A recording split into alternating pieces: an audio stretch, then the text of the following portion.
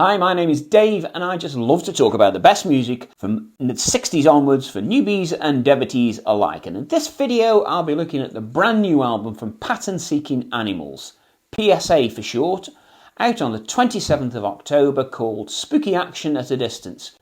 This is going to be released on Inside Out Records. The band started in 2018 and this is their fourth album. They're a progressive rock outfit with four members that have at some time been part of the band Spock's Beard. Now, more on that in a moment, but first, if you would like to be made aware of all new videos released to the channel, please click on the subscribe button. So the band are made up of John Beghold, Jimmy Keegan, Dave Meros and Ted Leonard. And to ensure that they kept things fresh for this album, they used a different studio and a different sound engineer. Also new on this album was the outsourcing for some of the backing vocals to give a different edge to the sound. So this time around, Spooky Action at a Distance is a double vinyl LP pressing housed in a gatefold jacket or on a 1 or 2 disc CD digipack set. The main release had 10 songs on it, lasting around about 60 minutes. The album cover features artwork from Albert Einstein peering into a kaleidoscope riot. It's a truly amazing piece of art and was painted by German artist Thomas Ewerhard. To date, there have been 3 songs released from this album. I did a reaction for the first one, The Window to the World, which is a very radio-friendly track, in all fairness, that showcased the band's talents very well indeed. It's all reggae and ska influenced, but a real good promo for this new album. I'll leave a link in the description. This was my first exposure to the band and one I really enjoyed. Plenty of really good musicianship to appreciate.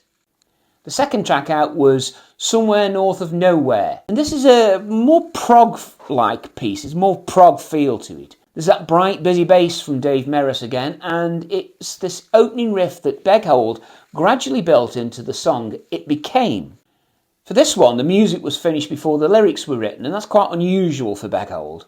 For the bridge, Leonard's voice was put through the vocoder and synthesizer to get a different effect. Originally, it was 9 minutes long, but it was cut to just over 6 minutes for the finished article. The third release was Underneath the Orphan Moon. Again, a radio-friendly length. This is a ballad with piano and strings to begin, before a full chorus takes over. There's a nice touch that the verses are in a minor key, changing to a major key for the chorus, and then back again afterwards. It works really well. It's about a teenager who is forced to leave a really bad situation. We don't know exactly what it is, we can only surmise, but it's evocative and paints a very vivid picture. Chief lyricist John Beghold describes this one as a bit of a departure that still fits in with the other songs on the album. There's a lovely guitar solo from Ted Leonard on it. So on to the unreleased songs on the albums, and we start with the actual opener, The Man Made of Stone. Now, this is a proper prog opening to this 7-minute track, and I'm thinking the Straubs straight away. It's about a Norse king and a major war he's involved in that doesn't seem to be going well, but he's only interested really in winning and ignorant of any of the costs to life or limb. Window to the World is next, and then What Awaits Me is the third track, and this starts with a crazy bass opening from Dave Meros. I can hear a mandolin playing in there as Ted starts to sing about someone entrapped by a siren to their death. The middle section is all strings and distorted sounding guitars. As the vocals return, they are super stacked to enhance the effect before the track goes out with an excellent solo from Leonard. He Once Was follows. Now this is a 12-minute track. It's the proper prog track on this album. The lyrics were based on a book about a World War I plastic surgeon who developed groundbreaking techniques to improve disfigured soldiers returning home. So it's loosely written about one of these soldiers and what happened to him. There's a flute start and a piano with a simple melody that sounds like something your music teacher back in junior school might play. Just kidding, John. The next part of this track shifts as the flutes are back, but this time with the rest of the band in a near medieval sounding section. The chorus starts with a bright set of synths from John, clean rhythm sounds and a real air of magnificence. There's another verse-chorus combo before an instrumental section that's just mesmeric with a sitar sound I can hear in there, lead guitar, big drums and a driving bass. This is just a great section. It feels like there's danger all around as you listen. It's very, very descriptive. The song then returns to that opening sequence again, but gets expanded this time to tell more of the story. The simplicity of the lyrics should not be underestimated, as they help to tell the story to great effect. There's another delicious solo here, and then surprise, surprise, there's a sax solo from a young English player named Alex Batch that just makes the piece. It's just Pink Floyd, it's just John Halliwell from Supertramp. Man, this is an absolute standout track. Underneath the Orphan Moon is next, another single, and then it's Clouds That Never Rain, which will be released as the next single on the 27th of October. It starts really brightly with everyone in the band involved. The vocals begin and it's nice before a shift in the verse that quite took me by surprise the first time I listened. There's a key change, a tempo change for the middle section, and there's a really nice bit where they've got strings playing before it all reverts back to that original verse format. This is a really good track that grows on you, and an excellent all-round contribution from each of the band. Bulletproof follows and was originally a Spock's Beard track. It was a real favourite of John's, and he didn't feel the original did it justice, as well as the fact that it ended up on the bonus disc. There's a unique twist in the lyrics, as it includes the name of the band in there. Well, Begel did write it, the track, why not? It's also an extremely well-written track.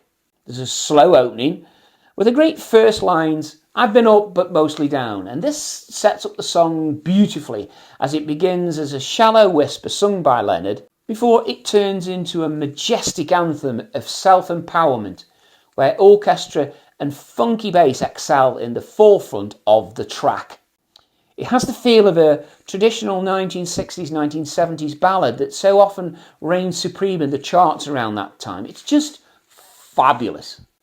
The single Somewhere North of Nowhere is next, and then it's Summoned from Afar, which straight away hits you with a harp, and I don't think we've heard one of those before on this album.